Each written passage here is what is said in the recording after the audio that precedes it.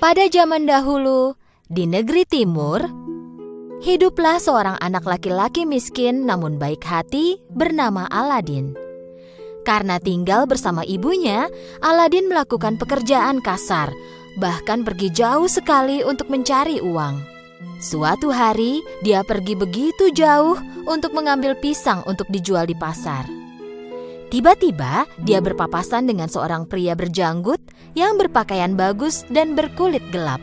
Pria itu berbicara sambil menunjukkan emas di tangannya. Halo anak muda, aku ini teman lama ayahmu. Apa kau mau mendapatkan koin emas? Koin emas? Jika aku memetik pisang seumur hidup tetap tak bisa mendapatkan sebanyak itu. Pria itu meminta Aladin untuk turun ke lubang yang ada di bawah bebatuan tak jauh dari sana dan memintanya melakukan sesuatu. Aladin pikir itu adalah tugas yang sangat mudah. Mereka menggeser bebatuan itu dan melihat lubang itu muncul. Karena berbadan kecil dan lincah, Aladin berhasil masuk ke dalam lubang itu. Di dalam lubang itu, Aladin menemukan tangga yang sangat sempit lalu menuruninya. Ketika sampai di dasar tangga, dia melihat bahwa gua itu diterangi oleh sebuah lampu tua. Aladin tak percaya pada apa yang dilihatnya. Di dalam gua itu ada banyak permata, emas, dan penuh dengan harta. Dalam keadaan masih terkejut, Aladin ditakutkan lagi oleh suara dari atas. Lampu! Apa kau melihat lampu? Matikan lampunya dan bawakan kepadaku. Dari semua harta dan emas yang ada di dalam gua, Aladin tidak percaya bahwa satu-satunya yang pria itu inginkan adalah lampu tua tak berharga ini. Kini Aladin jadi takut. Aladin mengambil lampu itu dan mulai memanjat tangga. Tapi sebelum dia melakukan apapun, pria itu mulai berteriak. Cepat berikan lampu itu padaku. Aladin tak mengerti perilaku pria itu. Pertama-tama aku ingin keluar dari sini. Jika kau tak memberikan lampu itu segera, aku akan mengurungmu dalam gua ini selamanya. Saat itulah Aladin tahu bahwa pria ini tidak baik. Tidak, pertama-tama aku ingin keluar dari sini. Baiklah kau yang memintanya. Hei, berhenti, apa yang kau lakukan? Tanpa sadar cincinnya telah jatuh ke dalam gua, pria itu mendorong batu menutupi lubang itu dan meninggalkan Aladin di sana. Aladin melihat cincin itu di lantai dan segera mengambil dan memakainya. Dengan diiringi suara membahana, gua itu disinari oleh awan berwarna merah muda, dan dari dalam awan itu terlihat sesosok raksasa. Sambil ketakutan, Aladin melihat raksasa itu. Mintalah apa saja. Tapi jangan lupa, kau hanya punya 3 permohonan. Aku ingin pulang ke rumah. Baiklah, nak. Dalam sekejap, Aladin sudah ada di rumahnya.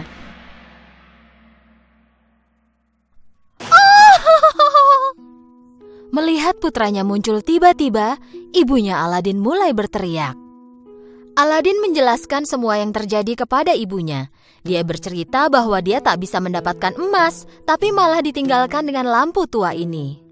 Karena ingin membersihkan lampu itu, Aladin mulai menggosoknya.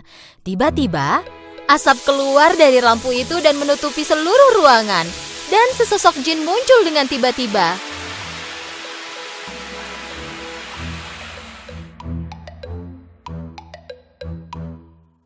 Woohoo! Wow, Bung! Aku sudah terjebak dalam lampu ini selama ratusan tahun. Dan kau telah menyelamatkanku. Baiklah, mintalah apapun yang kau inginkan.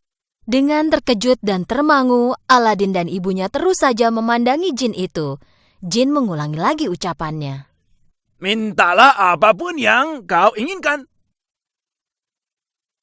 Baiklah, kalau begitu, siapkan meja penuh makanan dan minuman lezat untuk kami. Tiba-tiba sebuah meja besar muncul di tengah-tengah ruangan dengan segala jenis makanan, buah, dan manisan.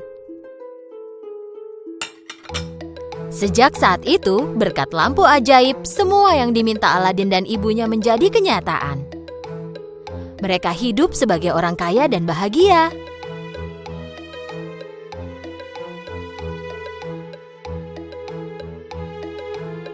Waktu pun berlalu. Suatu hari, ketika melewati pasar, Aladin melihat Putri Jasmine, putri sang raja, menaiki tandu perak yang diusung oleh para tentara. Dan Aladin jatuh cinta pada putri itu. Aladin pulang dan memberitahu hal ini kepada ibunya. Lalu ibunya Aladin menyiapkan sekotak penuh emas dengan bantuan jin dan pergi ke istana. Ibu Aladin memberitahu penjaga bahwa dia membawa hadiah untuk Sultan. Karena sangat menyukai hadiah itu, Sultan memanggil ibu Aladin untuk menghadap. Ketika dia memberitahu Sultan akan niat putranya, Sultan meminta ibu Aladin untuk membuktikan kekayaan dan kekuasaan putranya. Jika putramu ingin menikahi putriku, beritahu dia untuk mengirimkan 40 orang budak yang masing-masing membawa sekotak penuh batu permata untukku, dan mereka harus diikuti oleh 40 orang prajurit yang menjaga mereka. Mendengar permohonan Sultan, ibu Aladin kembali ke rumah dengan sedih. Karena pikirnya, bahkan jin pun tidak akan bisa mengabulkan permohonan sebesar ini. Aladin mengambil lampu ajaib dan menggosoknya lebih keras dari biasanya, dan jin pun keluar. Baiklah, mintalah apapun yang kau inginkan. Aladin memberitahu jin akan permintaan Sultan. Jin bertepuk tangan 3 kali, dan tiba-tiba tepat di samping mereka muncullah 40 orang budak dengan kotak yang penuh harta dan 40 orang prajurit yang menjaga mereka. Keesokan harinya, karena melihat semua permintaannya tersedia di hadapannya, Sultan sangat terkesan. Sultan penasaran akan seberapa kaya Aladin. Aku ingin putriku tinggal di istana yang besar dan mewah. Dengan begitu, barulah aku akan mengizinkan putriku menikah denganmu. Aladin memberitahu jin akan permintaan Sultan kali ini. Jin langsung mengabulkan permohonannya. Aladin tidak percaya pada apa yang dia lihat. Sebuah istana megah dan mewah berdiri tepat di samping rumah mereka. Aladin tidak percaya pada apa yang dia lihat. Sultan pikir bahwa dia tidak dapat menemukan calon suami yang sekaya Aladin. Aladin dan Putri Jasmine melangsungkan pesta pernikahan besar selama 3 hari 3 malam. Semua orang mendengar akan keberuntungan dan kekayaan Aladin, tapi Aladin dan ibunya tidak mengatakan apapun tentang jin kepada Jasmine. Suatu hari, seorang pedagang keliling datang ke istana Aladin. Lampu tua, lampu tua. Aku membeli dan menjual lampu tua. Aku membeli barang-barang tua. Jasmine mendengar teriakan pedagang keliling itu dan berpikir jika dia menukar lampu tua dengan lampu baru, itu akan membuat Aladin sangat senang. Jasmine memberikan lampu ajaib kepada pedagang keliling dan mendapatkan lampu baru. Pedagang keliling itu sebenarnya adalah pria jahat yang telah mengurung Aladin di lubang, tempat semua kisah ini dimulai. Saat dia memegang lampu itu, dia segera memerintahkan jin untuk memindahkan istana beserta Jasmine ke tempat yang jauh. Ketika Aladin kembali ke rumah malam itu, istananya tak terlihat dimanapun. Dia tahu telah terjadi sesuatu yang buruk. Rumah lama mereka yang ada di samping istana itu masih berdiri tegak. Aladin segera berlari ke rumah dan menemukan cincin yang ditemukannya di dalam gua. Begitu dia mengenakan cincin itu di jarinya, raksasa muncul sekali lagi. Mintalah apa saja yang kau inginkan. Tapi jangan lupa, kau hanya punya 2 permohonan lagi. Bawalah aku segera menemui Jasmine. Begitu Aladin selesai berbicara, dia mendapati dirinya ada di dalam istana. Dia segera bersembunyi. Istrinya, Jasmine, bekerja menjadi pelayan pria jahat itu. Pria itu memegang lampu ajaib di tangannya. Setelah tiba di tempat tersembunyi, Aladin mengenakan kembali cincin itu. Dan raksasa pun muncul lagi.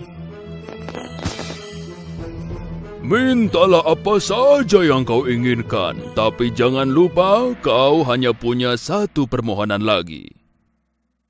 Buatlah pria jahat itu tidur nyenyak dan lama sekali.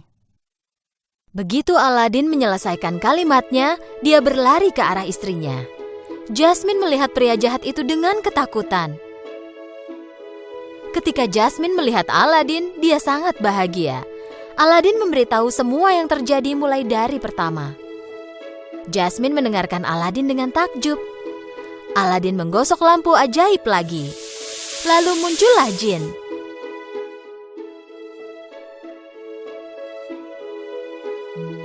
Baiklah, mintalah apapun yang kau inginkan. Kirimlah pria jahat ini ke tempat yang sangat jauh, sehingga dia tak akan bisa menemukan kami lagi. Pria jahat yang tertidur itu tiba-tiba menghilang. Aladin meminta jin untuk membawa kembali istananya ke tempat semula. Bawalah kami dan istana ini kembali ke rumah. Istana itu terbang di langit dan mendarat kembali ke tempat asalnya. Dengan istana yang telah kembali ke tempat asalnya, Aladin akhirnya berada di dekat ibunya lagi. Aladin, ibunya, dan putri hidup bahagia selamanya. Dahulu sekali, di sebuah kota kecil, hiduplah seorang pembuat mainan yang sudah tua bernama Gepetto. Dia menjual mainan kayu buatannya untuk bisa bertahan hidup. Satu-satunya yang disesali pembuat mainan ini ialah karena dia tidak memiliki anak. Suatu hari saat berjalan di hutan, Gepetto menemukan kayu yang tepat untuk mainan barunya. Ini kayu yang kucari. Aku akan membuat boneka yang indah dengan kayu ini. Gepetto memanggul kayu itu dan membawanya ke bengkel kerjanya. Dia menaruh kayu itu di atas meja dan mulai memahat. Tiba-tiba terjadi sesuatu yang tak terduga. Dia mendengar suara dari kayu itu. Ah! Gepetto awalnya kaget, tapi kemudian berpikir bahwa dia salah dengar. Gepetto melanjutkan memahat, tapi kemudian mendengar suara yang sama lagi. Ah! Aku pasti sudah sangat tua. Aku terus saja mendengar suara-suara. Gepetto terus bekerja. Pertama-tama kepala boneka terbentuk. Lalu diikuti oleh tangan dan kaki. Gepetto akhirnya menyelesaikan boneka itu. Dia pun duduk di kursi dan mulai beres-beres. Di saat itulah dia mendengar suara lain. Halo? Gepetto melihat sekeliling dan terkejut, tapi dia tak melihat siapapun kecuali boneka kayunya. Jadi dia melanjutkan pekerjaannya. Setelah beberapa lama, boneka kayu itu melompat dari kursi dan mulai menari di ruangan itu. Melihat hal ini, Gepetto berjuang agar tidak pingsan. Ya ampun, boneka kayu ini hidup. Tentu saja itu bukan anak sungguhan, tapi boneka itu tertawa, berbicara, dan bermain seperti seorang anak. Gepetto memegang boneka itu di tangannya. Mulai sekarang, namamu adalah Pinocchio, nak. Gepetto dan Pinocchio memulai masa-masa bahagia mereka bersama. Tiba waktunya bagi Pinocchio untuk bersekolah. Tapi Gepetto tidak punya uang untuk membelikan peralatan sekolah untuk Pinocchio. Oleh karena itu, dia menjual mantelnya dan memberi uang itu kepada Pinocchio. Pinocchio membawa uang itu dan pergi ke sekolah dengan senang hati. Melihat-lihat semua toko, orang, dan pasar di sepanjang jalan. Tiba-tiba, dia melihat kerumunan orang di depan. Untuk mencari tahu apa yang terjadi, dia menuju kerumunan itu. Karena sangat pendek, dia sulit melewati orang-orang untuk bisa ada di depan. Yang dia lihat adalah tenda warna-warni. Itu adalah tenda sirkus. Badut di depan tenda sedang memanggil-manggil pelanggan. Pinocchio penasaran ingin melihat ada apa di dalam tenda itu, tapi badut itu menghentikannya. Kau tak boleh masuk kecuali kau membayar. Pinocchio berpikir sebentar dan ingat akan uang yang diberikan Geppetto untuk sekolahnya. Aku punya uang. Pinocchio mengeluarkan uang dari sakunya dan memberikan kepada badut itu. Di dalam tenda itu sangat menyenangkan. Dia melihat boneka kayu dimainkan di panggung di tengah tenda. Hei, mereka juga terbuat dari kayu. Dengan melompat ke panggung, Pinocchio mulai menari bersama boneka-boneka itu. Tetapi penonton pertunjukan itu marah kepadanya. Turun dari panggung. Pemilik sirkus yang berada di atas panggung sambil memegang tali boneka sangat senang melihat boneka yang hidup. Sebuah boneka tanpa tali akan menghasilkan uang banyak untukku. Hahaha. Pikirnya. Dan setelah pertunjukannya selesai, dia menangkap Pinocchio dan mengurungnya di sangkar. Pinocchio sangat sedih karena dia tidak mematuhi perintah Geppetto untuk langsung pergi ke sekolah. Jadi dia mulai menangis.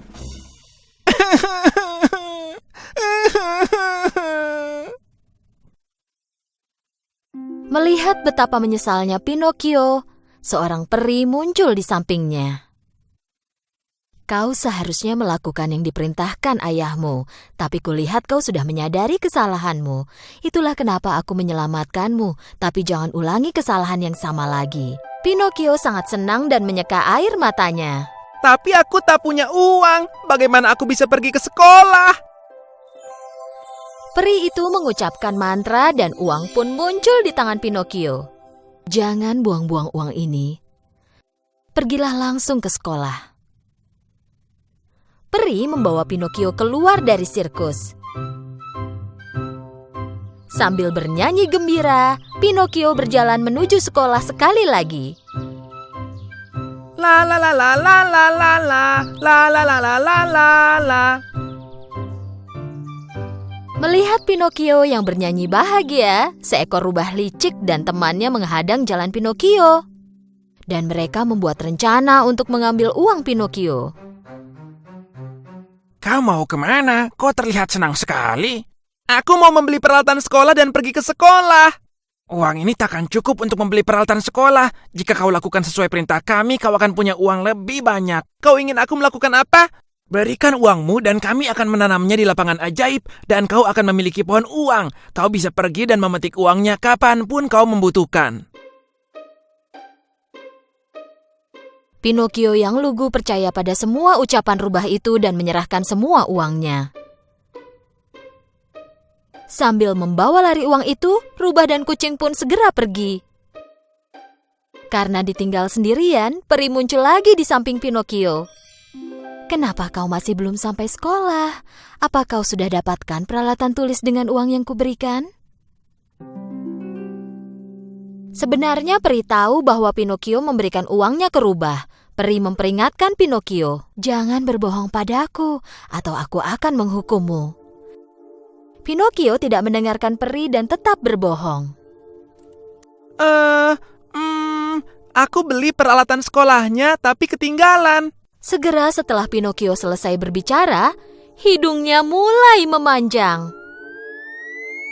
Apa kau mengatakan yang sejujurnya? Ketika mengatakan kebohongan lainnya, hidung Pinocchio terus memanjang dan memanjang. Pada akhirnya, dia bahkan tak bisa menggerakkan kepalanya. Tapi kenapa? Apa yang terjadi? Akhirnya Pinocchio menyadari kesalahannya dan memberitahu peri semua yang dia alami.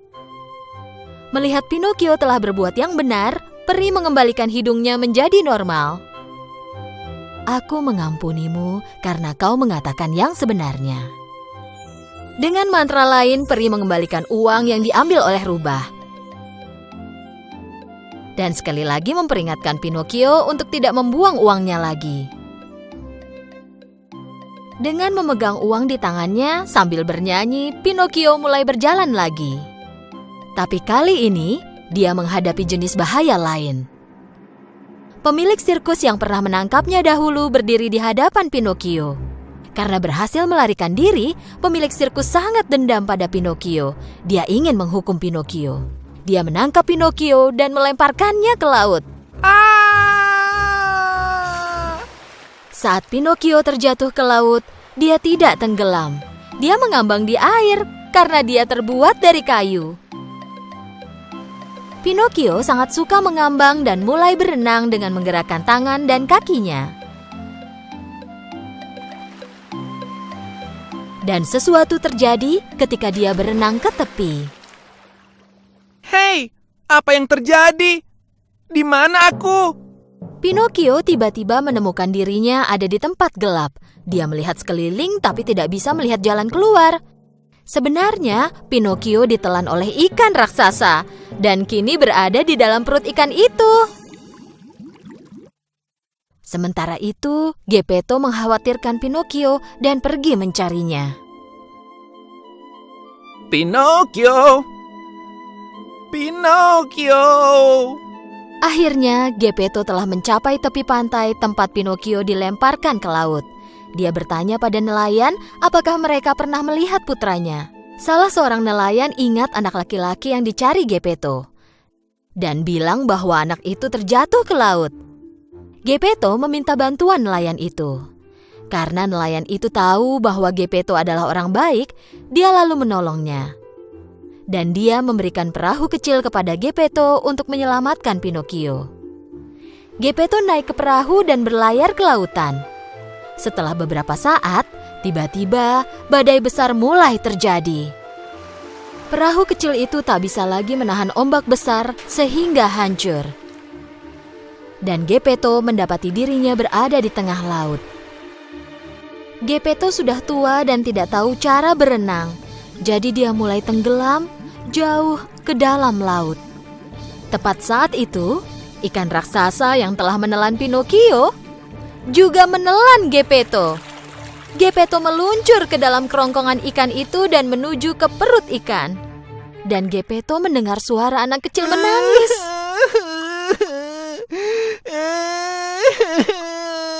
Geppetto tentu saja langsung mengenali suara itu. Pinocchio, anakku, aku akhirnya menemukanmu. Aku khawatir sekali. Mendengar suara ayahnya, Pinocchio memeluk Geppetto sambil menangis. Aku minta maaf karena tidak mendengarkan nasihat ayah. Maafkan aku. Aku akan selalu mematuhi perintahmu. Karena melihat Pinocchio sungguh menyesal, peri memutuskan untuk menolong mereka. Peri membawa Geppetto dan Pinocchio keluar dari perut ikan dan menerbangkan mereka ke tepi pantai. Sejak saat itu, Pinocchio menjadi anak laki-laki yang sangat pintar dan selalu menuruti nasihat ayahnya. Dia pergi ke sekolah setiap hari dan pulang sekolah dia langsung membantu ayahnya bekerja di bengkel. Peri melihat bagaimana Pinocchio telah menjadi anak yang baik dan memutuskan untuk memberinya hadiah. Suatu malam, saat Pinocchio tidur, Peri mendatangi tempat tidurnya dan mengucapkan mantra. Keesokan paginya, Pinocchio bangun untuk bersiap ke sekolah seperti biasanya. Saat Pinocchio bangun dari tempat tidur, dia menyadari ada sesuatu yang berbeda. Pertama-tama dia melihat tangannya, lalu tubuhnya. Dia terkejut. Dia tidak terbuat dari kayu lagi. Dia kini anak laki-laki dengan tubuh manusia. Dia melompat dari tempat tidurnya dan berlari ke ayahnya. Ayah, ayah! Lihat aku! Melihat Pinocchio yang kini telah menjadi anak laki-laki sungguhan, Geppetto sangat bahagia. Akhirnya aku memiliki putra sesungguhnya. Ayah dan anak mereka berpelukan sambil menangis bahagia. Pinocchio tak pernah berbohong lagi dan hidungnya selalu berada di tempat seharusnya.